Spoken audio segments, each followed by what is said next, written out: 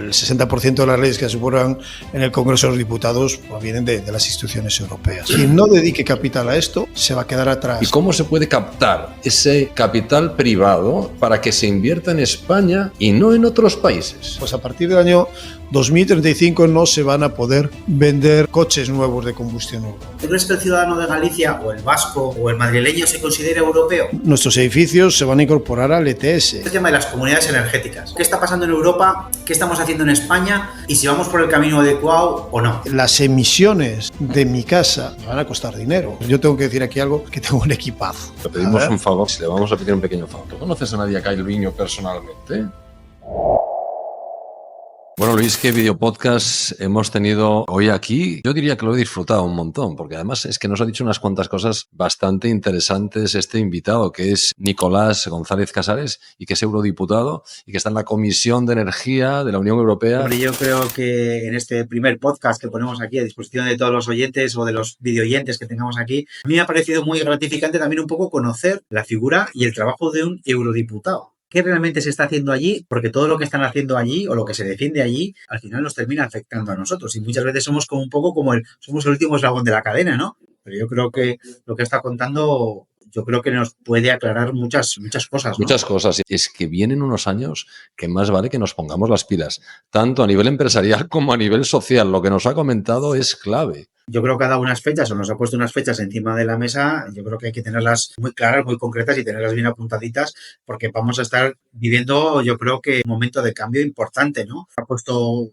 unos grandes retos encima de la mesa. Me ha parecido muy importante y muy interesante lo que ha comentado de trasladar esos retos en oportunidades, que yo creo que aquí las empresas, los gobiernos, las instituciones, creo que hay un montón de oportunidades en todos los sentidos, de desarrollo tecnológico, personal, energético, social. Bueno, yo creo que tenemos, pues eso, un montón de oportunidades, de retos y de oportunidades. También ha puesto algo que me parece que también es importante, que ha puesto obligaciones. Conseguir estos retos, esta sociedad que queremos, creo que también va a tener unos esfuerzos, Lo va a requerir, y ahí está la responsabilidad que tengamos, el nivel de conciencia que tengamos como para poder afrontarlos bien y afrontarlos pues con solvencia. ¿Cómo carajo es posible que en esa COP28 me vaya a implicar a mí algo? Yo creo que al final va a terminar llegando. Creo que es muy importante también que desde dentro nos digan que va a haber fondos o que va a haber recursos, ¿no? La verdad es que hemos llegado además, y lo que mola en estas entrevistas, en estas charlas, en estas pues, conversaciones, como se le quiera llamar, es que llegamos un poco a la profundidad también del personaje. ¿Cómo actúan en Europa con la inteligencia artificial? ¿Qué herramientas utiliza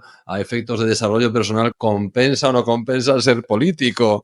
No sé si me ha llegado a convencer. Y allí en Europa me da la sensación, por lo que dijo, que sin embargo parece que como que se entienden mejor. Yo creo que aquí estamos más en la discusión y creo que allí están más en el diálogo. Así que animaros a echarle un vistazo a este videopodcast completo, porque yo diría que no tiene desperdicio, que aquí se ha aportado valor y tengo la sensación de que incluso también hemos conseguido que el entrevistado se encontrara a gusto. El esfuerzo que podamos hacer aquí con los entrevistados tiene que ayudar al que nos esté escuchando a reflexionar sobre todos estos temas y cómo él, o sea, a nivel personal o a nivel de su empresa o a nivel de su organización, este tipo de cosas le pueden afectar hoy, mañana o pasado. Piden los compañeros de la audiencia que a darle a suscribir ahí abajo y que de alguna forma ayuden a traer cada vez invitados pues con mayor influencia, porque aquí se va a tener una información, yo diría que un poquito privilegiada. Vamos a dejar ya que el video podcast comience y que saquen el mayor provecho posible.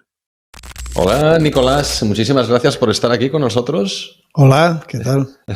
Bueno, sabemos que tienes la agenda muy apretada. Bueno, sí, se juntan muchas cosas últimamente, sí. Vamos a hablar de cosas que le gusten a nuestra audiencia, es decir, que podamos aportarles ahí un poquito de conocimiento de lo que está mascándose en un año que es excepcional para un político como tú. Es que hay elecciones en medio mundo este 2024. Sí, en medio mundo. A mí me preocupan ahora mismo las gallegas, que están muy cerquita, después las europeas, sin duda, y hay otras elecciones en perspectiva que son las de Estados Unidos, ¿no? Pero yo creo que tanto las europeas como las americanas van a marcar mucho el devenir de lo que puede pasar en el mundo, también el devenir de la transición ecológica y energética en todo el mundo. Sin duda lo van a marcar. Las gallegas son importantes ya por otro tema, digamos, de corazón, que yo creo en lo que creo, no en Cambio de Galicia, pero más allá de eso, hay esas dos elecciones. Las europeas no deciden gobiernos, pero sí deciden tendencias de gobiernos en Europa. Creedme que sí, que eso marca mucho lo que puede pasar en Europa en los próximos 5 años. Vamos a intentar bajar a tierra esas cosas que comentas de Europa para ver cómo le afecta eso a los bolsillos de las personas, cómo les afecta eso a las empresas y vamos a hablar, pues eso, de euros, que es cuando a las personas hacen así con las orejas. Ostras, esto me interesa, ¿no? Pues sí, vamos a hablar de euros. Yo trataré de ponerlo en euros, pero al menos trataré de poner el sentido de cómo puede afectar a cada persona. ¿Y estás preparado para esta montaña rusa de este año, sí o no? Sí, estoy preparado, ya estamos en ello, estamos subiendo ahora el primer escalón y luego vendrá otro, pero eso, subidas, bajadas, sobre todo el primer semestre, pues va a ser intenso. Estamos preparados para presentar también a nuestro otro entrevistador, que es Luis María Sánchez, que es el alma mater de la Federación Nacional de Gestores Energéticos. Está en el País Vasco, que también hay elecciones allí este año. Ah, sí, me olvidaba. Aún no sabemos la fecha, pero también será. Luis levanta pesas de 300 kilos, está en el País Vasco, y entonces pues le he dado la libertad de preguntarte lo que quiera. ¿Son 300 kilos reales o de Bilbao? Eso sin desayunar. Luego ya desayunado ya ni te cuento. Vamos a empezar al grano, Luis, en esta parte, sí. Y Nicolás también. Comisión de Industria, Investigación y Energía. Digo yo, oye, explícanos un poquito, bájanos un poquito a tierra esto, por ejemplo, ¿qué cosas habéis realizado hasta el 2023? ¿Qué dices tú? Mira, qué orgulloso me siento de haber hecho esto y esto. El trabajo ha sido inmenso porque en el año 2019 se presenta la Ley del Clima Europeo, o sea, que dice que debemos alcanzar la neutralidad climática en 2050. Trabajé en ella desde la Comisión de Energía e Industria, pero ha sido, pues eso sí que ha sido una montaña rusa, porque llegó la pandemia y eso se frenaba, no se frenaba la ambición, al final se aceleró, apareció un paquete legislativo que se llama el Fit for 55, que es llegar al 55% de reducción de emisiones allá por 2030. Ahí hay que cambiarlo todo, adaptarlo todo a ese nuevo horizonte de más ambición, por ejemplo, la Directiva de Renovables, la Directiva de Eficiencia Energética.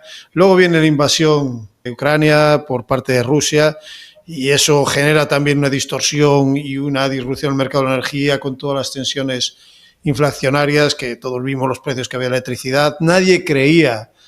Tengo un asistente que es ingeniero industrial, doctor en ingeniería industrial de Vigo, y decía, no va a ser posible la reforma del mercado eléctrico. Bueno, pues en unos meses yo le dije, ya verás cómo vamos a estar reformándolo, y me tocó a mí, fui el ponente recientemente acordado, aproximadamente un mes que acordamos la reforma del mercado eléctrico, el diseño del mercado eléctrico. Los cambios legislativos han sido inmensos. Espero que la siguiente legislatura, si tengo el placer de estar allí, que sea menos agitada, porque claro, pandemias, guerras, pero eso también se ha transmitido a la economía real de las personas, y en medio de una transición energética que en términos legislativos se ha acelerado por completo. Ese contexto nuevo regulatorio, ¿qué le implica eso a una familia? ¿Qué le implica eso a una empresa? ¿De qué se va a beneficiar de esa regulación? ¿De qué se va a beneficiar o también qué desafíos va a tener, ¿no? Porque no es solo beneficiarse. Por ejemplo, sí, la ciudadanía en el diseño de la reforma del mercado eléctrico va a estar sin duda más protegida.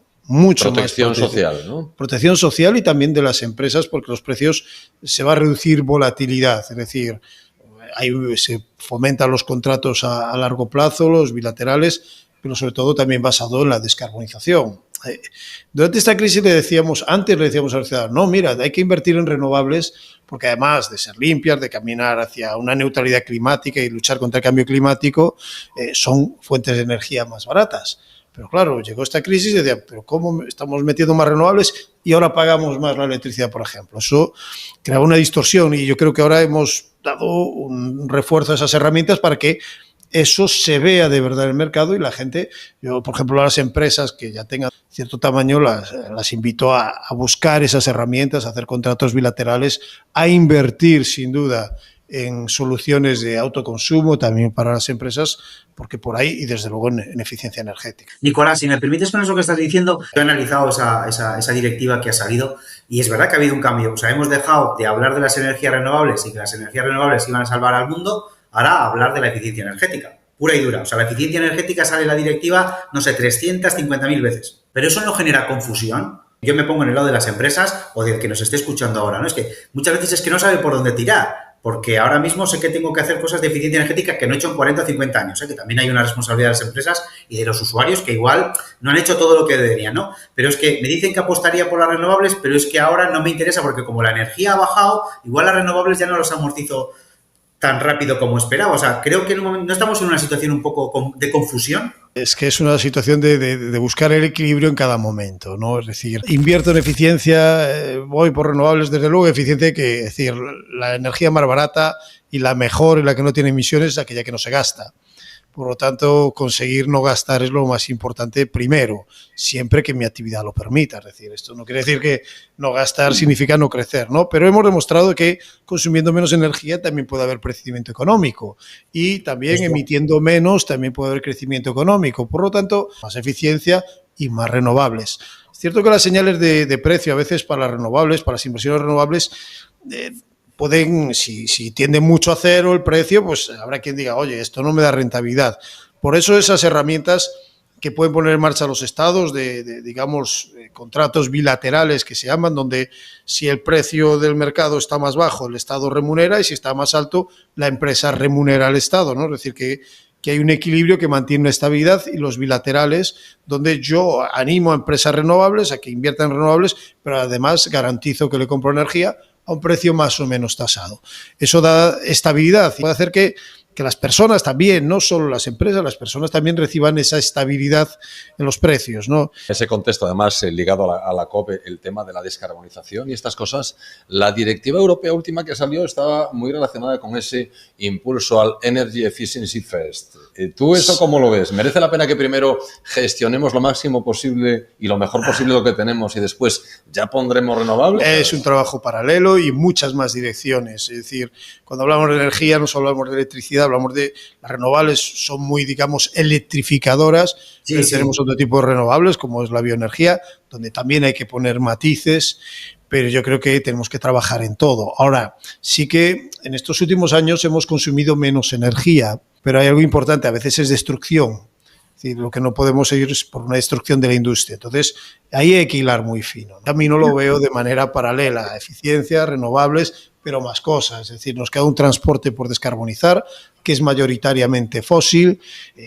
Los vectores, es decir, tenemos claro que hay que hacer una electrificación, hay nuevos vectores como el hidrógeno, en qué invertir, en qué buscar el camino, pues cada empresa tiene que hacerlo en función de sus necesidades, pero sabiendo que la descarbonización es imperativa y será más competitivo aquella industria, aquella empresa que opte por esa vía de descarbonización y sostenibilidad, que no solo tiene que ver con la descarbonización. En la Comisión Europea todos os lleváis muy bien. Bueno, hay algunos... a ver, claro, aquí tienes que mojarte. Nuestro Comité de Energía e Industria, pues yo soy el español que lleva energía, bueno, hay de otros partidos y tal.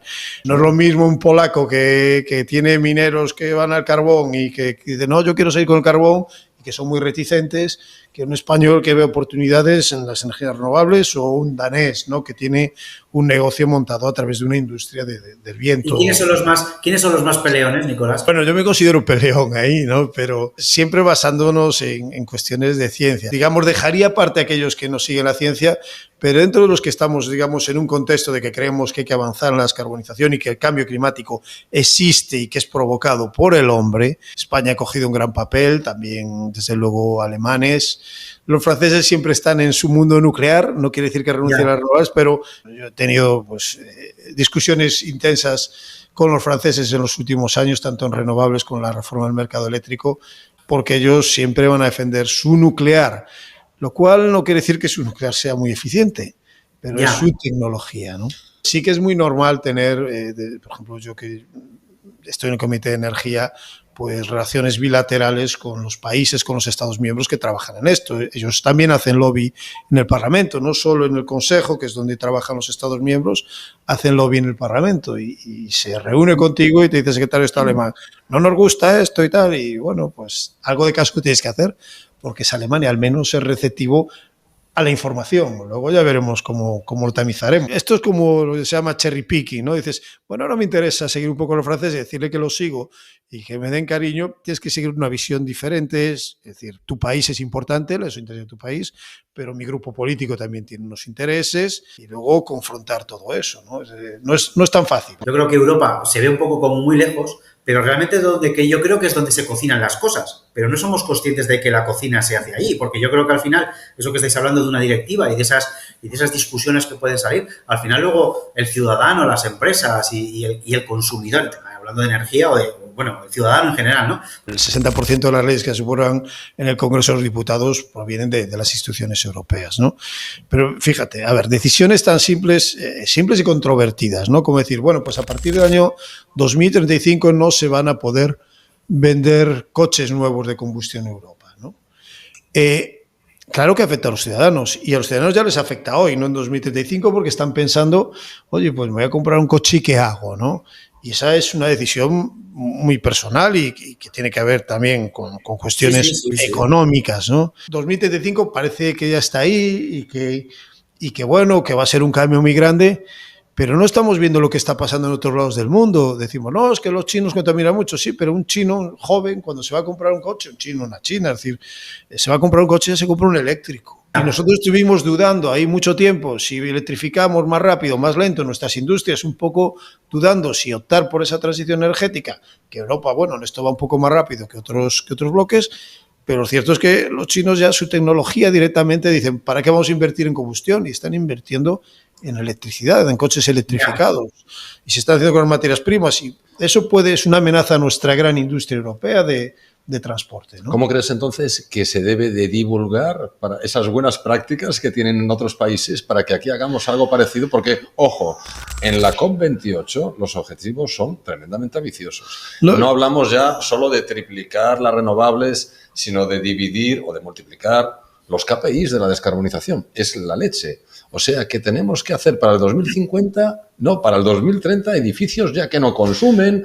Hay que hacer un montón de cosas súper ambiciosas y yo no sé si las personas o las empresas están preparadas para eso. Bueno, yo creo que las empresas deben prepararse porque aparte hay una oportunidad y aquí el que más rápido vaya a ganar. Es decir, me hablas, por ejemplo, la EPBD, de Directiva de Edificios, donde los edificios tienen que ser cero emisiones, pero que aparte los edificios públicos en 2027 ya van a tener que serlo y van a tener que tener sus instalaciones de autoconsumo, de producción de energía. En el diseño del mercado eléctrico entra un punto fundamental, el derecho a compartir energía. Es decir, toda tu instalación de autoconsumo te da a ti energía. Pero en el futuro yo tengo una nave industrial y puedo coger mi energía, mi bloque para mí, pero lo que me sobre, es decir, hasta ahora las instalaciones las dimensionábamos para mis necesidades, pero ahora puedo dimensionarla más grande y compartir con otros, o darle energía que me sobra a mi segunda vivienda o a mi hijo que vive a 100 kilómetros y vive en un edificio de apartamentos. Eso va a abrir muchísimo el campo para las industrias, ese derecho también. Y luego, oye, la flexibilidad que me da a mí. Yo soy productor, tengo un coche eléctrico, una bomba de calor, puedo tener, por ejemplo, una tarifa para cada una de las cosas. Por eso a la hora de tomar la decisión, cuando digo, oye, pues me voy a comprar un coche de combustión o uno eléctrico, es que el coche de combustión, bueno, pues ahora puede ser más fiable, me puede dar más autonomía, pero es que el otro puede darme más versatilidad en el día a día y otras ganancias que no tengo. Las decisiones son muy complicadas y yo creo que sí que hay que ayudar a la gente a tomar estas decisiones, porque son tremendamente complicadas.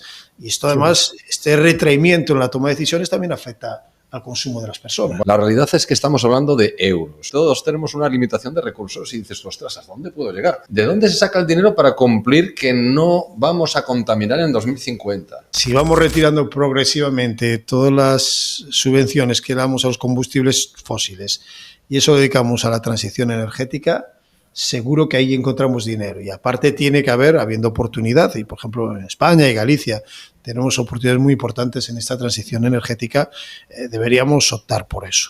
Sí que retirar subvenciones a combustibles fósiles, como se dijo en la COP y como se ambiciona también desde el Gobierno de España, oye, pues sí que hace que crezcan los precios de los derivados de petróleo, de la gasolina, pero tendremos que ir trabajando en ello de manera progresiva, pero también yo quiero una justicia social. La justicia social es que cualquiera de los que estamos aquí o los que nos escuchen tiene electricidad, usa electricidad o tiene un contrato de electricidad y tiene que pagar por ella, pero no todo el mundo tiene un coche.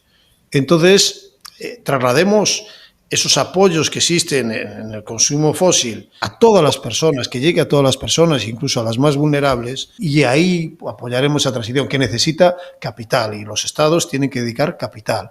Quien no dedique capital a esto se va a quedar atrás. Se va a quedar atrás, porque esto es una carrera, es una competición. Que nadie piense que esta transición ya no es solo una lucha contra el cambio climático, que lo es y que es necesaria. Es que también aquí hay una competición global por ser el que llega primero a lo más limpio. No es que si los chinos emitieran menos, a ver, los chinos emiten ahora. Nosotros llevamos 100 y pico años emitiendo mucho más que cualquiera, ya no digamos los norteamericanos. Y ellos van a doblar su curva de emisiones ya, en unos años. Iniciar su desarrollo y hacer así el pico. Y nosotros llevamos 150 años haciendo así. Seamos conscientes de que aquí hay una competición donde nos jugamos mucho todos, y el ciudadano de a pie también. Yo no estoy diciendo al ciudadano de a pie, oye, compro un coche eléctrico que va a ser mucho más beneficioso. Digo, piense por lo menos en base a sus posibilidades hasta dónde podría llegar, ¿no? Una de las cosas que se comentaban en la COP era que todos los países querían ser hubs energéticos. Está ligado eso a la competitividad. Estamos ahora mismo, en esta ocasión, en A Coruña. Aquí en A Coruña el puerto quiere ser un hub energético también. Pero es que todos los países quieren tener un hub energético, quieren reindustrializarse. ¿Tú compartes el tema este de que esto es como una revolución industrial a velocidad digital, que tenemos que ponernos las pilas todos y ver cómo hacer? Hablábamos antes de dinero, pero no concretamos ni cantidades ni nada. Hay un estudio de Bain & Company que marca que nos vamos a tener que invertir, no gastar, esto es invertir, 2 billones de euros hasta 2050, es decir, 74.000 millones de euros. La pregunta, anuales. 74.000 millones de euros anuales. Bueno, son cifras que se nos salen un poco de fuera. Y dices, ostras, 74.000 millones de euros, ¿qué significa? Es un montón de pasta. El asunto es que no sale todo eso de un contexto público. ¿Cómo crees que se puede apalancar las ayudas que pueden venir de Europa, que se trasladan a través de reales decretos aquí a España, y cómo se puede captar ese capital privado para que se invierta en España y no en otros países? Bueno, yo creo que España está captando mucho ese capital privado y ahora, pero no es suficiente, hay que captar mucho más. Pero tiene que venir con un desarrollo, es decir, si yo capto capital y se invierte y se desarrolla de verdad y se produce, por ejemplo, una energía más barata, vamos a cantar empresas, es decir, nuestro precio mayorista energético eléctrico este año fue el más barato de Europa. Eso es una forma de atracción, pero fue el más barato de forma natural, sin subsidios, quiero decir. Luego entran otras cuestiones, los alemanes dan subsidios y lo reducen artificialmente, pero ese es un elemento atractor. Claro, también cuando reduces el precio, a veces haces que sea menos atractivo invertir, porque los márgenes se vuelven más pequeños. Ahí es donde hay que buscar el punto de equilibrio. Yo siempre digo, la energía no tiene que ser barata, tiene que ser asequible. Barata es un error, porque aparte si es barata no hay eficiencia. Déjame que cuente una anécdota. Mi familia tuvo una hidroeléctrica hace muchos años, mi abuelo la tuvo, y cuando se la vendió a Fenosa, que fue su comprador, le dio la electricidad gratis para toda la vida, para toda su vida. Entonces en mi casa se derrochaba electricidad cuando yo era joven, ¿no? Mucha energía derrochada. Cuando era niño, mi abuelo decía, bueno, total, no me cuesta nada, y de aquella no había la sensibilidad hacia el cambio climático. En cambio, cuando entramos en la Unión Europea en el año 86, dijo Fenosa, mira, que te tenemos que cobrar el IVA. Y entonces el primer mes que llegó el IVA, dijo mi abuelo, uy, de pagar 0 empezó a pagar muy poquito, pero empezó a pagar y dijo, hay que empezar a pagar la luz, a desenchufar el radiador eléctrico. Por lo tanto, tiene que haber ese equilibrio y luego atraer inversión en base a un potencial. Y aquí tenemos potencial. Tú hablas de que el puerto de Coruña, ¿por qué el puerto de Coruña puede ser un elemento de descarbonización? Porque en Galicia podemos tener mucha energía, con sensibilidad por el territorio, con diálogo por el territorio, y esto afecta a las personas, porque sabemos pues, que el despliegue eólico también genera controversias y el despliegue solar en otros territorios, el despliegue de una energía offshore renovable que también despliega, suscita sensibilidades pues, en el sector del mar. Bueno, por eso tenemos que compatibilizarlo, porque en Ferrol hoy en día una de las mayores fuentes de riqueza pues es este desarrollo industrial que tiene que ver con las renovables, y también está sucediendo en Coruña. En Coruña hay muchas empresas de esto y en Galicia también, y ahí también va la producción de hidrógeno. La descarbonización del puerto tiene que ver con la traslación de esa renovable sobrante a hidrógeno, por lo tanto a hidrógeno verde. Claro que hay oportunidades, pero ahí tenemos que estar nosotros, ¿no? Hay que estar, tiene que estar todo el mundo, pero es que ese tema del hidrógeno, me vas a hacer saltar una cosa, bien, Luis, te dejo después a ti. Muy interesante. Pero es que este tema del hidrógeno, hay una cosa que nos rompe en este entorno, y es que parece que todo el mundo está con el tema del hidrógeno. Aquí, en Galicia, en donde estamos, nos vamos a quedar atrás. ¿Qué pasa con ese enlace que nos tiene que permitir conectarnos para que efectivamente los puertos del entorno... ¿Por qué nosotros estamos tan alejados? Porque hablamos de inversiones, de atraer inversiones, y claro, Si aquellos que quieren invertir se encuentran con que no tienen cómo dar salida a esa inversión, estamos retrasándolas. Nosotros vamos a ser productores de hidrógeno verde en Galicia, pero también seremos consumidores. Aquí hay una refinería, aquí al lado donde estamos, que va a necesitar hidrógeno verde para su descarbonización. Si ponemos un tubo muy rápido, puede ser que el hidrógeno verde que nosotros necesitemos para nuestras industrias escape. Entonces tenemos ese dilema. ¿A qué dedicamos nuestro hidrógeno verde? ¿Directamente lo ponemos en un tubo y se puede escapar, o primero lo usamos para descarbonizar nuestras industrias y que tengan aquí ya una posibilidad fácil de descarbonización?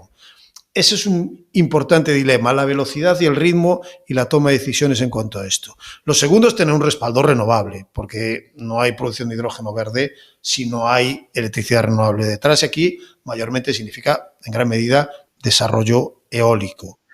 Pero viene la parte de los tubos. Cuando hablo de los tubos, que todo el mundo entienda, gasoductos sean compatibles con la producción de hidrógeno, que están subvencionados por la Unión Europea. Aquí hay un tramito que se dice, que es el de Zamora-Guitiriz, que no está en la red troncal europea que se acaba de decidir.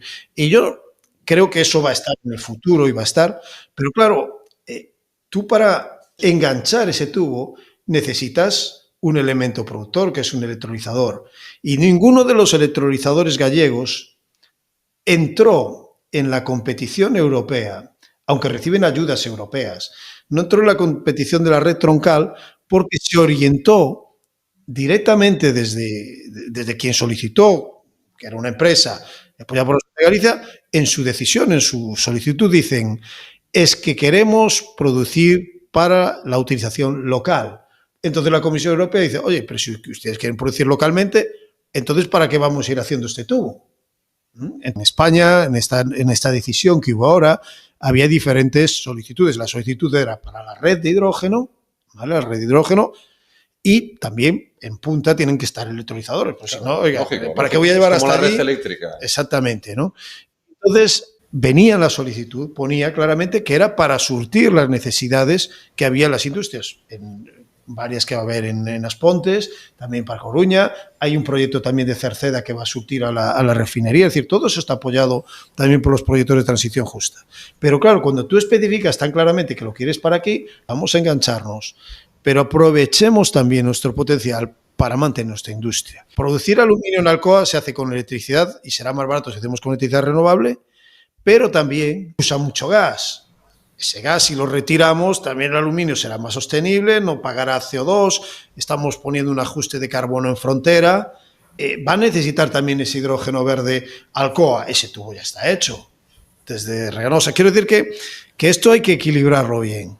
Yo creo que lo que falta es una estrategia clara a medio y largo plazo. Antes estabais hablando de con quién os llevabais bien, o estábamos hablando de quién os llevabais bien a nivel europeo y demás, ¿no? ¿Con quién os lleváis vosotros bien a nivel político? Porque te quiere decir que si tú durante 4 años tienes esta idea y vienen otros que durante 4 años tienen otra idea y esas ideas chocan, ¿no debe ser la energía o la sostenibilidad algo en el que nos une? Bueno, yo aquí quiero decir una cosa, que es algo que quiero decir claramente. Yo en el Parlamento Europeo pactamos todos. Si la directiva de renovables no es una directiva socialista, es una directiva de los socialistas, de los populares. El primer grupo de la Cámara son los populares, el segundo somos los socialistas y el tercero los liberales. Bien, pues en la directiva renovable no solo estamos esos tres, sino que también se añadieron los verdes. En el diseño del mercado eléctrico yo tuve que acordar con una compañera portuguesa, que es del PP, y están los liberales también. Es decir, en el Parlamento Europeo tú no consigues una mayoría sin pactos, necesitas por lo menos 3 grupos políticos para alcanzar la mayoría. Pero ¿vosotros creéis que hay grandes diferencias en la estrategia energética que hay a nivel de país? ¿Hay diferencias entre los grupos políticos? Así que hay diferencias, y hay diferencias de matices y de países en cada grupo político. Mi grupo seguramente es más ambicioso que el PP y menos ambicioso que los verdes, y en una forma muy parecida que los liberales, pero los liberales buscan menos protección social y nosotros buscamos más diálogo con el territorio. El Gobierno de España en los próximos subastas de renovables va a introducir no solo el precio, es decir, no el precio que me dan, sino que va a producir unos criterios que tengan que ver cómo se beneficia a los territorios en este ámbito. Es una forma de traslación, pero luego todo el mundo apoyó mi enmienda. Al principio el PP le costó, ¿no? El PP europeo y sobre todo el PP español le costó apoyar esa enmienda de que implica que tú tengas también que dialogar con el territorio y darle beneficios a ese territorio. Entiendo que esas cosas son lógicas. Pero fíjate, como son de sentido común y las damos por hechas, tú llegas a hacer la legislación y puedes decir, bueno, esto ya está, cada Estado miembro se ocupará de ponerlo en la transposición, pero si lo pones a nivel europeo, ya estás obligando a todos que lo cumplan. Esto también ayuda a que este elemento de descarbonización y sostenibilidad sea mejor entendido por la gente. Si yo soy de un pueblo pequeño donde hay 7 niños y tengo que llevarlo a 30 kilómetros a una escuela, pero si hay un desarrollo renovable cerca de mi pueblo y me dicen, oye, pues nosotros te hacemos la escuela gracias a este dinero, claro, yo quiero vivir aquí, ¿no? Pues es una de las cosas, yo creo que no sabe la sociedad que ocurre o que pueden trascender a lo que se está trabajando allí en Europa. Y es que es esto, son cosas que efectivamente afectan sobre todo el contexto rural y todo esto. No sé si ocurre al revés con respecto a lo que se hace en España, si allí en Europa tiene un cierto eco. Por ejemplo, aquí hace poco que ha empezado lo que se denomina el sistema CAES y luego después de esta consulta vamos a entrar en política, aunque yo creo que no hemos dejado de estar en política hasta ahora. Es que te has pasado. Bueno, yo no entré en partidismo. No sé si ocurre al revés con respecto a lo que se hace en España, si allí en Europa tiene un cierto eco. Vamos a ver cómo responde Europa a este sistema CAES de certificados de ahorro energético que viene a ser algo que pudiera ser esa palanca que con dinero público pueda incentivar movimientos que sumados den algo importante. ¿Qué le parece a Europa el que se instaure aquí en España un sistema que ya lleva años en Francia, que ya lleva años en Italia, de forma distinta, que ya lleva años en UK, aunque esos están un poquito aparte, y también si ese sistema se cree que en Europa puede trabajarse igual o exportarse al resto de países que no lo tiene, porque los objetivos son mundiales, europeos? No, es que realmente el sistema se implanta porque hay una obligación europea. Es decir, la obligación viene de arriba y todos los países irán cumplimentando este desarrollo, esta transposición. Sí. Hay que reducir aún más por la vía de la eficiencia nuestros consumos energéticos, también por la vía de la electrificación. Por lo tanto, sin duda, estos elementos son fundamentales y luego van a marcar también la toma de decisiones del consumidor. Empezamos en cuestiones, digamos, domésticas, digamos, de la edificación, pero ya está caminando muchísimos más campos energéticos y hasta el teléfono móvil, eso nosotros lo notamos por la batería o también por el funcionamiento, ¿no? Y al final decidiremos nuestras compras gracias a estos estándares que también se están regulando, ¿eh? Bueno, es verdad que la parte de los teléfonos o los electrodomésticos, pero es que eso es muy poquito ahorro. Que ahora estamos hablando mucho, tú sabes, ese contexto inversor, este contexto inversor de decir, no voy a reformar para alquilar o reformar para vender y rehabilitar. Yo creo que ahora en día con las ayudas que hay en Next Generation, que en este caso llegan del Estado, en este caso a la Junta de Galicia, pero que son muchas las ayudas, a través también del IDAE, claro que compensa. Yo creo que en dos sentidos, en mejorar la envolvente de cada edificio, ver por dónde perdemos, y también los sistemas de climatización. Es decir, oiga, pues es cierto, saltar hacia una bomba de calor en un piso puede ser complicado. Pero si se va a hacer un edificio o se va a renovar por completo un edificio, no 4 o 5 pisos, bueno, pues instale usted una bomba de calor, olvídese, por ejemplo, del gas, vamos a ser más eficientes, vamos a gastar menos y mi edificio pues ya tendrá... ¿Y tú recomendarías que eso se empezara a mirar ya? Es decir, empecemos a medir presupuestos. ¿Tú crees que...? Yo creo que también hay que pensar, claro, que el sistema se adapta mejor a cada casa. Por ejemplo, en Galicia, en la Galicia rural hemos optado mucho, pues optábamos por la leña y ahora hemos optado mucho pues por los pellets, es cierto. Bueno, pues son un buen sistema, es renovable, a veces la sostenibilidad puede ser dudosa. En esto la directiva de renovables también con la bioenergía hemos querido ser estrictos, también con las importaciones desde otros países para evitar la deforestación, pero también, por ejemplo, yo ahí siempre defiendo más pues esto de la bomba de calor y aquí me mojo tecnológicamente, si es posible, por una cuestión de calidad del aire, ¿no? Es decir, pues, evidentemente también la salud importa, ¿no? Pero yo creo que compensa mucho tomar estas decisiones, sobre todo en un escenario donde hay ayudas públicas, que es cierto que no me las dan mañana y pasado. Y aquí viene un segundo elemento, que hay muchas personas que no pueden acceder a ellas, y es el esfuerzo de la administración, ¿no? Claro, si yo tengo que cofinanciar una parte, tengo que tener recursos. Y es cierto que puedo incluso apalancarme para este elemento porque lo voy a recuperar por la vía de los años y de la inversión, ¿no?, realizada, es decir, los ahorros que voy a tener. Pero hay gente que no puede hacer esto, ¿no? Entonces es como, parece como que estas ayudas al final acaban llegando a la clase media, media alta, pero las clases más desfavorecidas pues siempre van a tener menos confort también, porque esto supone confort en sus casas, ¿no? Y esto es una preocupación también de la Comisión Europea. En el año 19 o 20 se había hecho un informe de cómo llegaban este tipo de ayudas, que además ahora se han multiplicado, lo se llama la Renovation Wave, la ola de renovación, y sí que denotaba que habían conseguido objetivos en algunos aspectos, pero que en otros socialmente pues dejaba aún que desear. Y yo creo que a la canalización, y aquí tenemos un problema, porque aparte la tramitación burocrática es muy complicada, y hay que ayudar a la gente. Hay que ayudar a la gente desde las instituciones públicas. El sector privado ya lo hace porque quiere captar y lo intenta, ¿no? Pero tienen que continuar el chorro de ayudas. En los próximos años va a haber dinero para cometer inversiones a nivel de barrios, a nivel de los municipios, ese tipo de cosas van a seguir llegando. Sí, y veremos cosas nuevas, ¿no? Es decir, por ejemplo, yo creo que cada vez tenemos que ir por ejemplo, en cuanto a la calefacción de distrito, ¿no? La climatización de distrito, que en España vamos mal, tenemos posibilidades de hacer esto, ¿no? También por la vía de las renovables. En la geotermia tenemos un potencial muy grande que no estamos utilizando. Va a haber un flujo de capital continuado, no solo Next Generation, que es algo puntual, sino que los presupuestos europeos van a continuar y cada Estado miembro, porque ahí también cada Estado miembro tiene un retorno. ¿Tú le recomendarías a una empresa que empezara a meter en sus estrategias qué es lo que tiene que hacer para descarbonizarse poco a poco? Y las empresas se van a medir por esto. Ya se están midiendo en buena medida por esto. Es decir, aquí tenemos un gigante aquí al lado que es Inditex y sin duda su estrategia es sostenibilidad, que es un gigante y entonces le cuesta avanzar a veces, pero ellos tienen muy claro que tienen que ir por esta vía, ¿no? Y no queda otra, ¿no? Quería preguntarte por otro tema que está muy vinculado al ciudadano y que yo creo que también, bueno, creo que sinceramente viene una revolución, ¿no? Que es el tema de las comunidades energéticas. O me gustaría conocer tu opinión un poco, ¿qué está pasando en Europa? ¿Qué estamos haciendo en España? Y si vamos por el camino adecuado o no. Bueno, vamos por el camino adecuado, pero vamos un poquito lentos. Porque con el potencial que tenemos deberíamos ir un poquito más rápido y hay apoyo público para ello. Pasa que ha habido cosas como la limitación de la distancia geográfica, el radio y tal, y luego hay un elemento que hay que trabajar más. Las distribuidoras tienen un reto con esto, ¿no? Es decir, la distribución... ¿Tienen un reto o un problema? ¿Quieres decir que tienen un reto? Tienen ambas cosas, pero yo creo que tienen más bien un reto.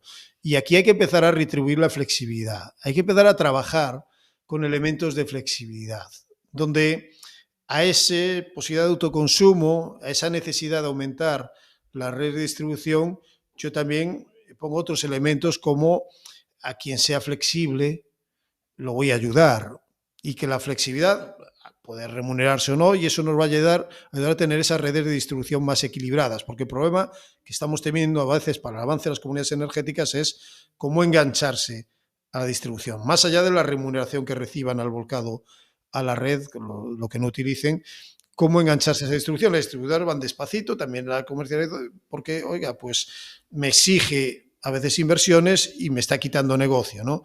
En cambio, si yo solo introduzco bien en el sistema y también con los consumos, es decir, si yo en un momento de que la energía, que la electricidad es, digamos, no hay suficiente en la red, pero yo la tengo, o que puedo reducir mi consumo de una manera muy rápida, o puedo volcar lo que tengo hacia la red, si eso se me remunera o de alguna manera se me amortigua mis precios, pues estoy provocando que todo se equilibre, ¿no? En el diseño del mercado eléctrico ya está, no indicadores de flexibilidad, pero sí una estrategia europea para la flexibilidad y para que se trabaje en esto. Me contaban que en Noruega ya está pasando a nivel doméstico. Yo tengo mis placas en Noruega, en realidad donde digo, en Noruega las placas solares, mi coche eléctrico, mi bomba de calor, diferentes facturas para esto, todo trabajado en red con sistemas digitales y en un momento puedo decir mi casa digo, ¿no? Mira, es que ahora no viene suficiente del sol, hace frío, pero el coche está cargado y no lo voy a utilizar en 2 o 3 días. Oye, pues el que me da es el coche.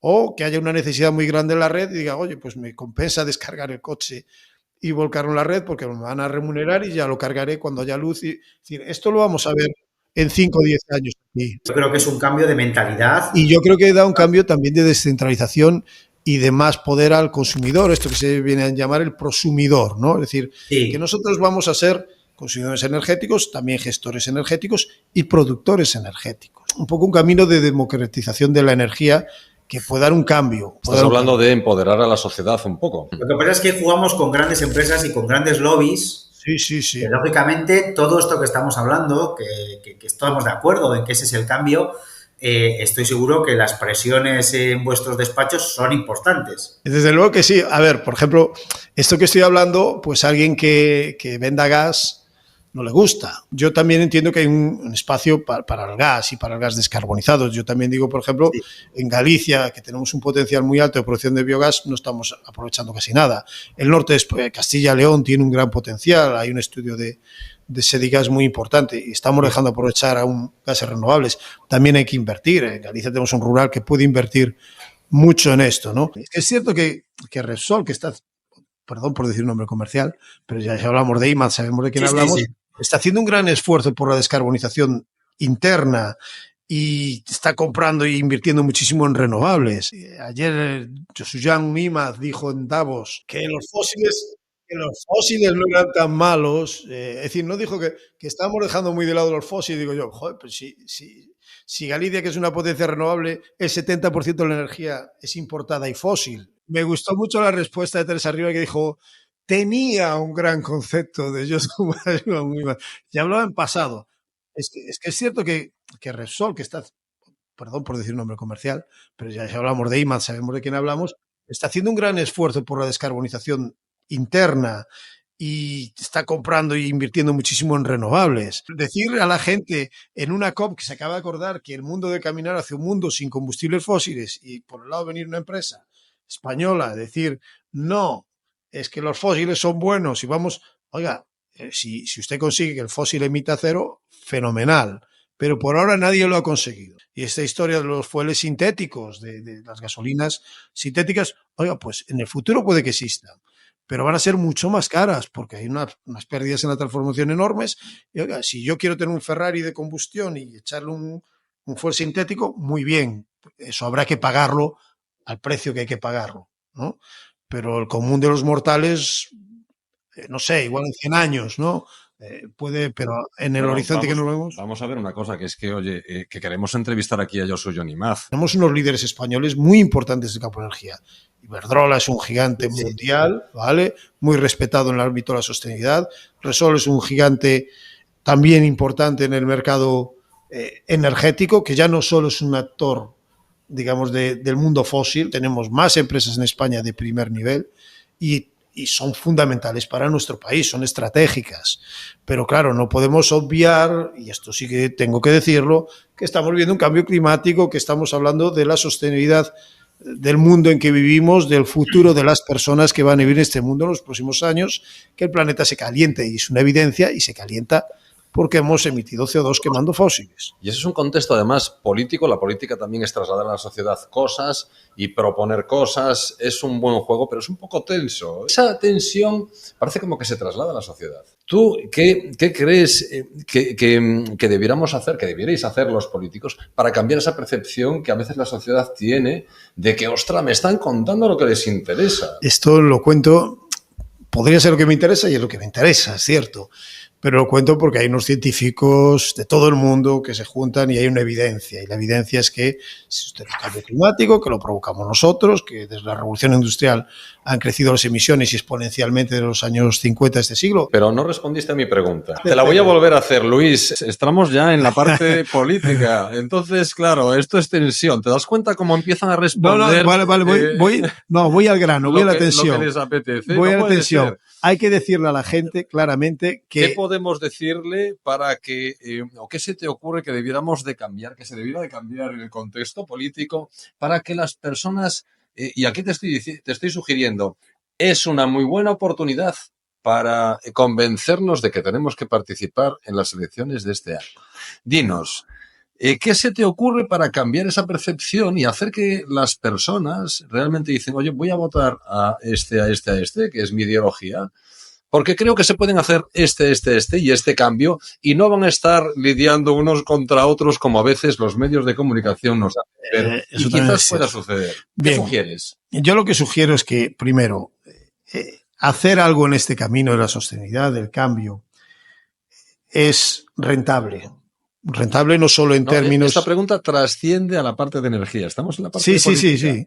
Bueno, en la parte política, ¿por qué votar? Mire, pues yo creo que No digo por qué votar a un a partido, un partido, sino de qué manera puede mejorarse pues mire, la percepción que la sociedad tiene sobre el contexto político bueno, actual. yo Esa desde es la luego pregunta. siempre llamo al diálogo y el diálogo entre fuerzas, que es algo que predicamos en el Parlamento Europeo, ayuda a que esas legislaciones, por ejemplo, sean más duraderas o que tengan mayor respaldo.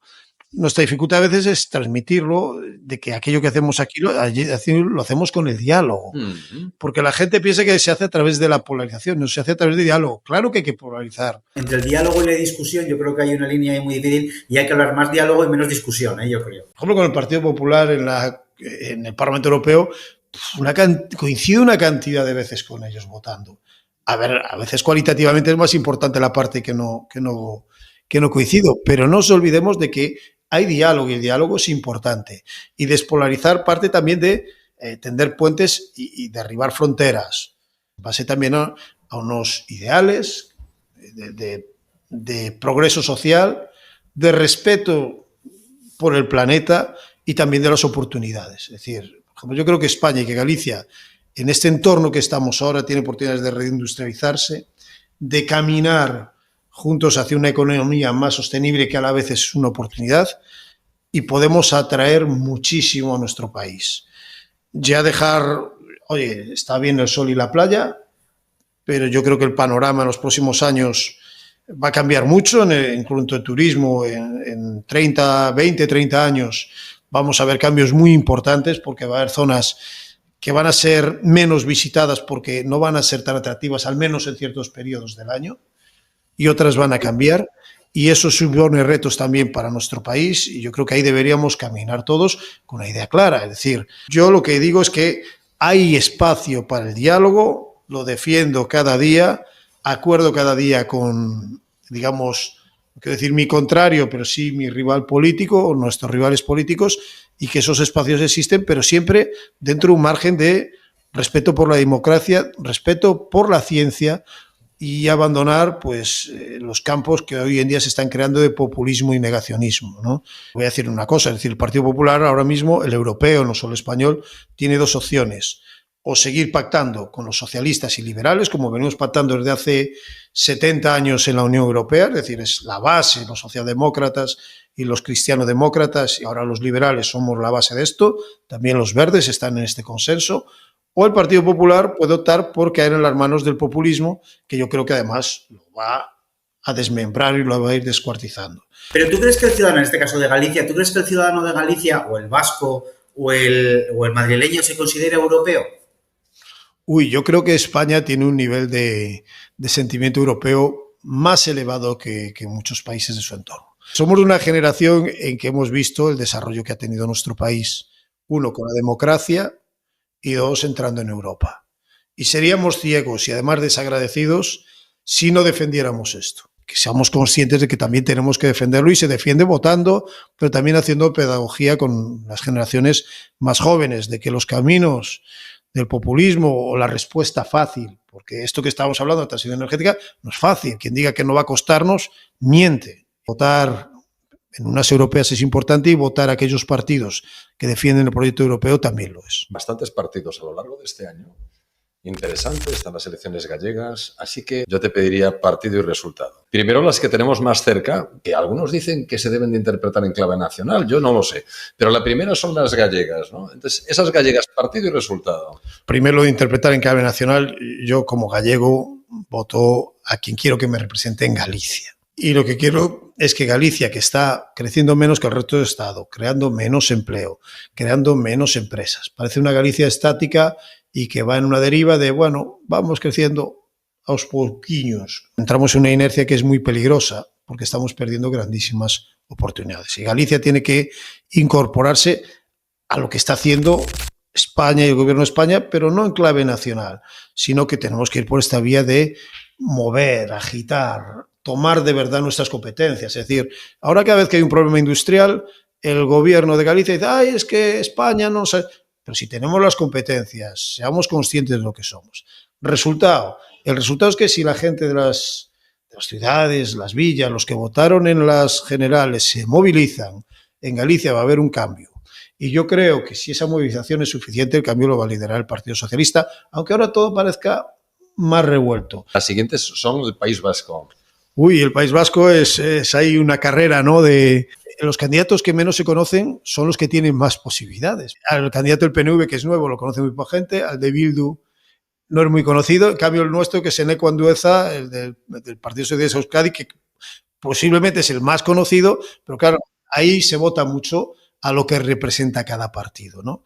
Parece que Bildu está cogiendo fuerza porque está haciendo un papel determinante en el Estado, no por la vía de la reivindicación, sino por la vía de aumento de derechos sociales, el PNV por ambas vías. Yo sí que creo que el gobierno se va a repetir en el mismo sentido en el que está ahora. Y en Europa los nacionalismos en sí pues no son bien vistos porque se tienen más como estatales. Pero es cierto que existe una Europa de las regiones que también se tiene en cuenta. El país más grande de Europa, que es Alemania, es totalmente federal, como creo que casi es España, como debería ser España, bajo mi punto de vista, y hace también que las regiones de muchos lugares estén allí presentes. Yo ahora me lo veo en otro eje, y es en el eje entre partidos europeístas que respalden ampliamente lo que es la democracia liberal contra partidos populistas que no creen totalmente en el proyecto europeo y que tienen pues tendencias hacia el fascismo, ¿no? Tenemos que pensar que Europa tiene que seguir siendo abierta, que vamos a necesitar movimientos migratorios, no temer al que viene aquí a trabajar, porque en el fondo está colaborando con nosotros y a partir de ahí derribar barreras que son las que también nos llevan a poner fronteras dentro de nuestras propias sociedades.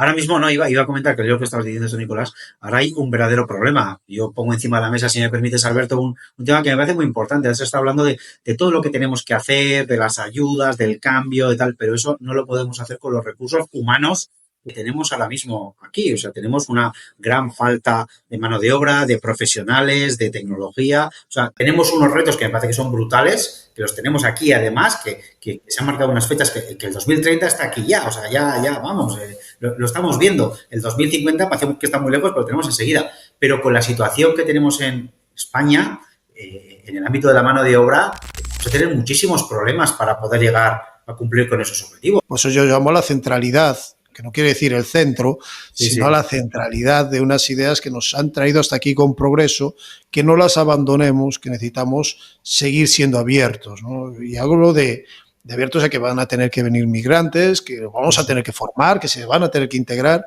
y que vamos a tener que destinar recursos, ¿no? Cuanto más productivos seamos, más podremos emplear la mano de obra en unas cosas o en otras. Esto me da pie a apalancar en el siguiente tema, que es la parte de inteligencia artificial. Bueno, sí, yo no soy el experto, tampoco quiero ser aquí muy, esto que luego llaman cuñado, ¿no? Esto se sabe todo, ¿no? Pero como tengo un compañero que es el regulador de esto, que es Iván García Blanco, y que nos da lecciones magistrales para poco y nos manda papeles, algo informado estoy, pero bueno, no soy un experto, ¿no? Bueno, pero vamos a ver, alguna cosa se habrá implementado en la Unión Europea. Sí, no, hombre, la primera regulación mundial sobre inteligencia artificial, que no es nada, que no es poco, ¿no?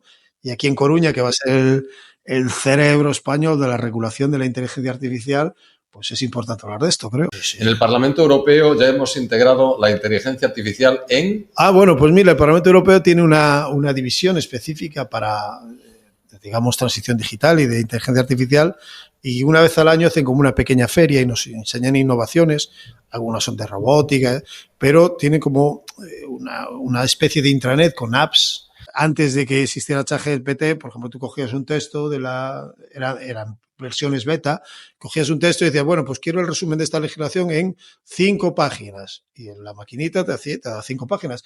Y era bastante bien resumido. Era beta, pero ¿vale? La legislación no la hace. No, la legislación no. La legislación le va a costar. Hay que trabajar. Mira, la legislación europea necesita tanta inteligencia artificial, necesitaría que hay que enseñarla, ¿no? Por la generativa necesita también, aunque ya existen conatos de inteligencia artificial en el mundo. Hay una tendencia de pensar justo lo contrario, que es, si nosotros le ponemos una gran restricción, podemos quedarnos al margen de las grandes mejoras tecnológicas que puede haber en inteligencia artificial, donde a lo mejor países como Estados Unidos pues puedan ser más aperturistas y por lo tanto ahí sea donde se empiece a trabajar determinados modelos y aquí en Europa llegue tarde. ¿Hay esa percepción también? ¿Hay ese...? Bueno, sí que opinión? Este fue el trílogo más largo que se recuerda. Es decir, trílogo es cuando al final de las negociaciones entre Parlamento y Consejo, con el arbitrio de la Comisión, se negocia el tramo final, y fue el más largo, el último, duró 3 días, casi encerrados, negociando, ¿no?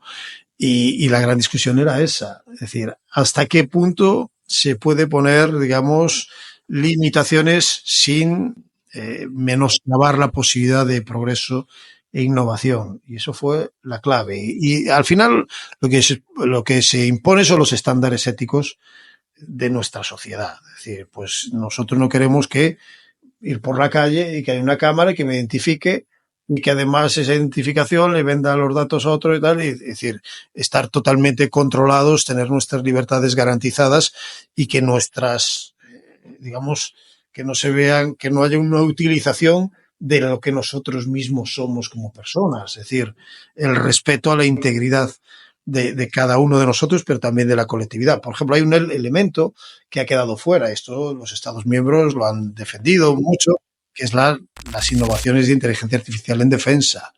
Eso ni se ha tocado, ¿vale? Eso no se ha tocado. Ahí seguro que, claro, porque ahí tenemos un riesgo muy grande de que otros innoven en defensa por esa vía, un lado u otro. Estamos en, digamos, lo que se llama un interregno entre China y Estados Unidos, y que aquí seamos ingenuos y de repente pues haya gente que tenga armas mucho más poderosas, no armas solo de destrucción, de explosión, sino armas tecnológicas mucho más poderosas, ¿no? Entonces, creo que hemos salvaguardado esto. Pero bueno, pues sí, hay esa discusión, pero también tenemos que defender unos estándares de calidad de vida, ¿no? Y si lo vinculamos al ámbito energético que decíamos antes, imagínate lo que puede suponer que al final alguien desde fuera esté controlando la competitividad de nuestras empresas, de nuestros países, y cerrarnos, bloquearnos completamente. Bueno, eso ya en la estrategia de datos europeos ya se ha hecho. Hay dos regulaciones, que son la Digital Single Act y Digital Market Act, las leyes del mercado digital, y que creo que van regulando mucho en eso del uso de los datos y la competencia externa e interna. Yo creo que son grandes avances. No soy experto en ellas, pero sé un poco cómo están limitando la capacidad de dominio de lo que ya los tenemos. Es decir, son gigantes que ya tenemos aquí de otros bloques, de otros países, singularmente de Estados Unidos, ¿no? Los GAFA, pero que teníamos que de alguna manera poner límites a esa capacidad de dominio, que es abrumador, pero que aún puede ser más. No hay ningún eurodiputado que esté preocupado porque le pueda suplantar la inteligencia artificial ni nada de eso. No llegasteis a ese punto. Imagínate, Luis, uno que sale con el eslogan más algoritmos, menos burocracia. O sea, ese gana las elecciones. Puro populismo, tengo que decirlo. Puro populismo, no sé si de izquierdas o de derechas, pero populismo muy poco humanista. Yo creo que aún hay gran distancia. Claro que puede haber tomar decisiones algoritmos, pero el algoritmo puede estar sesgado también. Ya hay partidos curiosos, ya tenemos un partido pirata, ¿vale? Pirata que defiende la piratería informática. Ahí tiene un representante, no sé qué será de ellos. En Austria está creciendo mucho el partido de la cerveza. Es el tercer partido que puede, no sé, igual llega al Parlamento Europeo.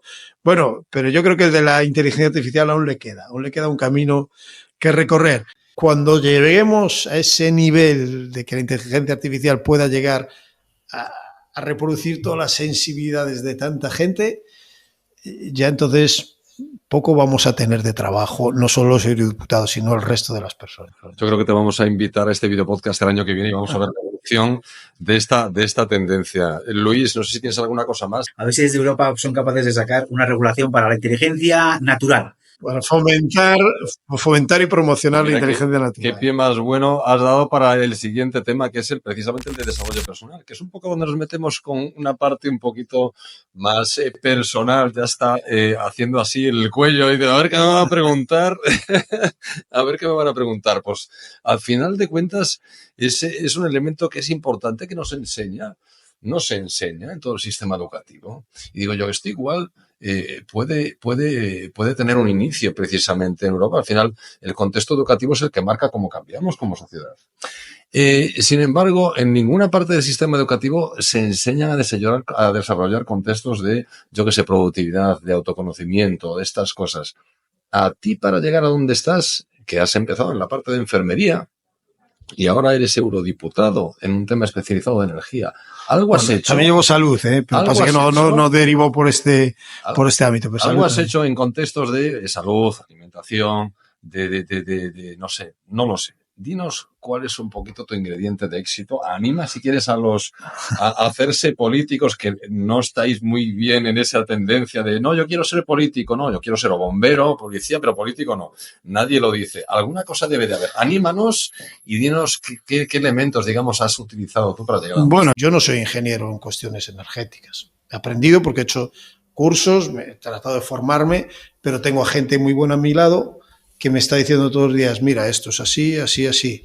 Cuando hubo la pandemia, dije, bueno, pues hay mucho tiempo libre en casa. Veo aquí un posgrado, College of Europe, que es una institución importante europea, sobre regulación energética. Pues me pongo en este posgrado, ¿no? Pues ahora hice un máster de salud planetaria que mezcla cambio climático y salud y que es tremendamente interesante.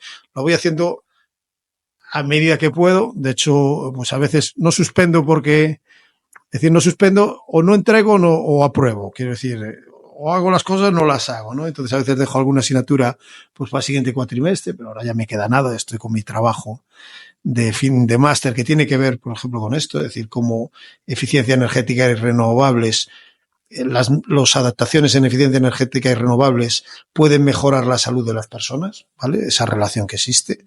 De eso va mi trabajo de fin de máster. Por tanto, yo creo que no dejar de tratar de aprender en cada momento, ¿no? Yo estuve en un ayuntamiento y me aprendí, claro, era concejal de urbanismo, yo no sabía urbanismo, pues te tienes que poner, empollar y sacar tiempo libre, estudiar la ley del suelo de Galicia, y en base a eso tratar de trabajar, ¿no? Digamos que estás desde el aprender, pero ¿cómo resuelves tú en todo eso que comentas, que empiezo a dar, luego acabamos por la noche? ¿Cómo resuelves tú el contexto familiar? Bueno. ¿Dónde entra eso en el equilibrio que muchas personas se están preguntando también, ostras, ¿cómo hago yo? Y es una gran preocupación en general, ¿no? Es decir, ese equilibrio entre la vida profesional, la vida familiar. A nivel político, por el momento lo que has dicho, no te creas que me anima mucho. La gente tiene muy poco conocimiento del tiempo que dedica un político a la política. Y no somos nosotros dedicamos bastante porque, por ejemplo, en viajar ya dedico una barbaridad de tiempo, ¿no? Ayer estuve 6 horas para llegar desde Estrasburgo aquí, ¿no? Y entonces ese tiempo, pues, es tiempo de trabajo, en el fondo, porque no estás en tu casa ni con tu familia. Yo tengo suerte por ahora, no tengo hijos, digo por ahora, porque anda la cosa ahí, pero sí que robo mucho tiempo a mi familia, a mi pareja, del día a día. Ya no digo de estar en casa, que estoy muy poquito en mi casa, ¿vale?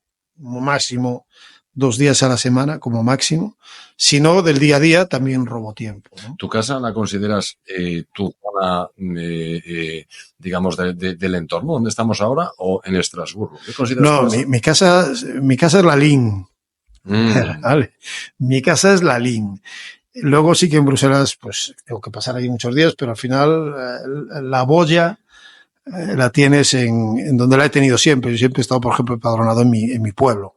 Aunque me he movido, es decir, he vivido en otros sitios, en Villarcía, trabajando, en Pontevedra, en Coruña, trabajando, pero siempre he estado en la LIN. Por lo tanto, eso sí que tengo muy claro dónde tengo ahí el sitio al que volver, en el que quiero estar, pero por eso también digo que mi casa es mi casa, pero también las calles de mi pueblo, o los bosques de mi pueblo. ¿Y cómo clasificarías, Nicolás, tu profesión ahora? ¿Cómo la clasificarías? Véndenos tu profesión. La profesión de político europeo es un poco inclasificable, de parlamentario europeo, pero eres político, pero eres un político muy centrado en la legislación, pero también en atender las demandas de tu partido, de las sensibilidades de tu región y de tu país, que mezcla cambio climático y salud y que es tremendamente interesante. No dejar de tratar de aprender en cada momento, ¿no? ¿Cómo resuelves tú en todo eso que comentas, que empiezo a dar, luego acabamos por la noche? ¿Cómo resuelves tú el contexto familiar? La gente tiene muy poco conocimiento del tiempo que dedica un político a la política.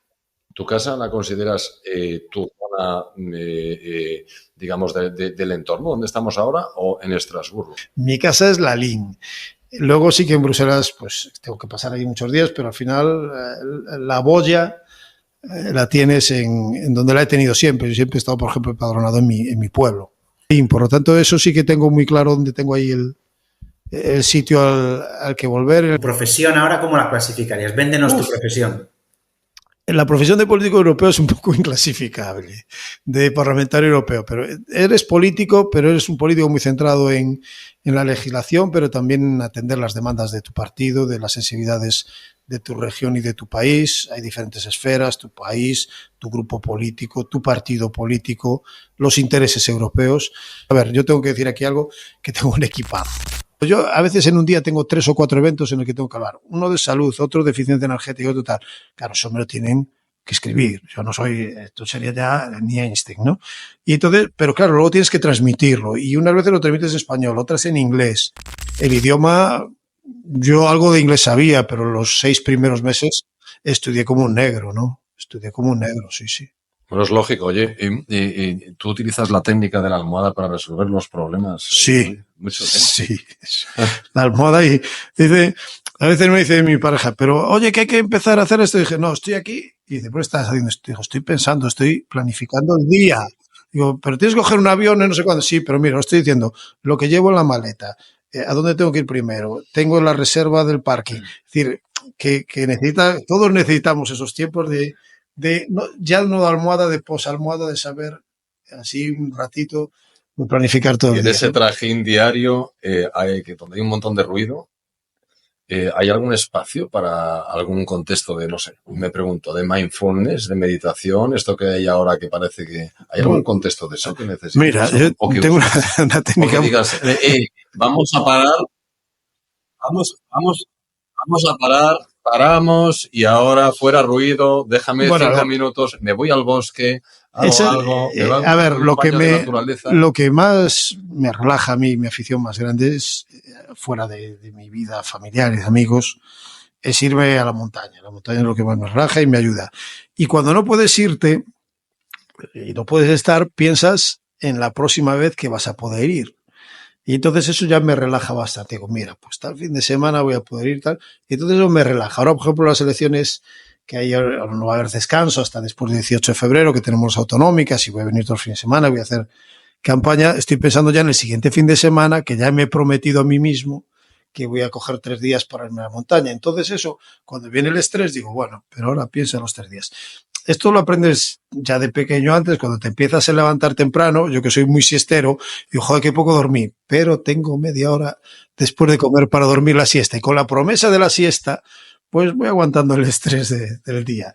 Y eso ya, y cuando se puede hacer deporte. Yo el deporte creo que es fundamental en el equilibrio de las personas y cuando se puede, lo hago, cuando se puede, no siempre puedo.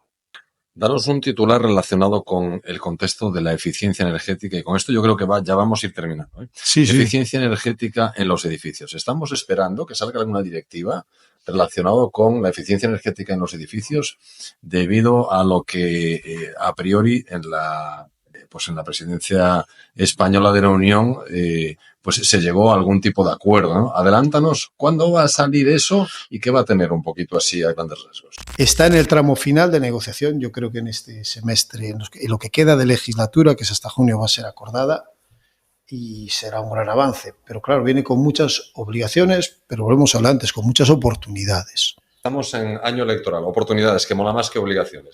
¿Qué oportunidades nos va a brindar esa ley? Todo el ámbito de la renovación que hablamos antes, de la utilización de materiales que reduzcan el impacto energético en los edificios, todo lo que tiene que ver con la electrificación y la renovación de los sistemas de climatización y calefacción. En el ámbito de la edificación pública, las obligaciones van a ser mucho más exigentes que hasta ahora. Es decir, lo que se dice es que la edificación pública, no solo la estatal, sino la regional y la local, deben ir por sistemas más avanzados, deben tener siempre instalaciones de autoconsumo, creo que es la obligación es al 27 o 28, y esa integración, ¿vale? Porque aquí hablamos de integración, y la integración tiene que ver no solo con la energía, también con los sistemas de consumo de agua, de climatización, de agua caliente, es decir, todo va a tener que estar integrado y digitalizado, porque también esos edificios tendrán que, digamos, mostrar sus datos. No quiero acabar con la vida de los auditores de energía, es decir, que tendrán que seguir haciendo su trabajo, pero lo harán con fuentes de datos mucho más automáticas, es decir, no algo que tengan que ir a buscar. Yo creo que los datos creo que va a ser un motor de cambio, o tiene que ser un motor de cambio en todos los sentidos. Creo que la información puesta al servicio de la sociedad tiene que servir un poco para transformar todo lo que... Sí,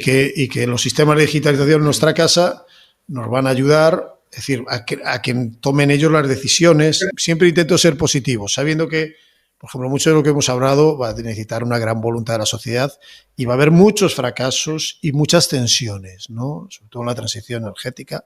Cómo hacerla justa es el gran desafío, y hacerla justa tiene que ver con que proteger a aquellos que tienen menos oportunidades. Si es necesario esta tarea de divulgación, de adelantarse, de prever, y de esa manera que las personas, las empresas estén preparadas para lo que va a venir, es muy importante, porque esos años están ahí a la vuelta de la esquina. El 2030, el 2028, estás anunciando cosas que están ahí. Nuestros edificios se van a incorporar al ETS. El ETS es el sistema de emisiones. Es decir, sabéis que el CO2, ahora mismo, que está a unos 80 euros tonelada, lo están pagando fundamentalmente la producción energética y las grandes industrias. Pero con el nuevo ETS, el que se llama ETS2, el sector de la edificación también se va a ir incorporando y el sector de transporte. Por lo tanto, las emisiones de mi casa me van a costar dinero. El CO2 que emita mi casa me va a costar dinero. ¿Y a las pequeñas empresas les pasa igual? Y a las pequeñas empresas les va a pasar en su empresa y en su transporte derivado que tengan, ¿no? Quien hace esto también decide que su industria sea más potente. Si hemos demostrado que el ETS en Europa ha hecho deslocalizaciones, es cierto, por el precio del carbono, pero también nos ha hecho mucho más competitivos. Y sin el ETS, probablemente en España estaríamos quemando carbón aún. Pero cuando lo importas, si lo tienes que traer de fuera y está pasando el viento alrededor de la central o está dando el sol en esa zona, pues dices, oye, pues estamos perdiendo dinero, ¿no? Bueno, pues muchísimas gracias por haber estado aquí con nosotros, de verdad, dedicar nuestro tiempo. Desearte lo mejor, porque todo lo que ocurra en Europa que beneficie a la sociedad española y a las empresas será bueno para todos nosotros. Y hablemos de Europa de manera inclusiva, ¿no? Que no es un sitio que queda allí, que nosotros estamos aquí haciendo Europa desde aquí. Ahora mismo vosotros, hablando de tanto de Europa, estáis también haciendo esa parte de Europa que nos corresponde a todos. Oye, quería pedirte un pequeño favor. Te vamos a pedir un pequeño favor. Le pedimos un favor. Luis, le vamos a pedir un pequeño favor. ¿Tú sabes ya sabes que pedir el favor a un político, oye, en mi pueblo es a favor, bueno, xa sabes o que tienes que hacer o día tal, tienes que... Bueno, pero al estar en periodo electoral, pues está bien. Ahora no puedo pedir el voto, no puedo pedir el voto. Nosotros podemos pedirlo, luego si ya nos lo concede, pues ya sería la bomba, sería lo suyo, eso sería un buen político. Exacto. El no ya lo tenemos. Eso decimos nosotros, o non do votos optemos, a ver si... Tú sabes que, bueno, ¿tú conoces a Nadia Calviño personalmente? Sí.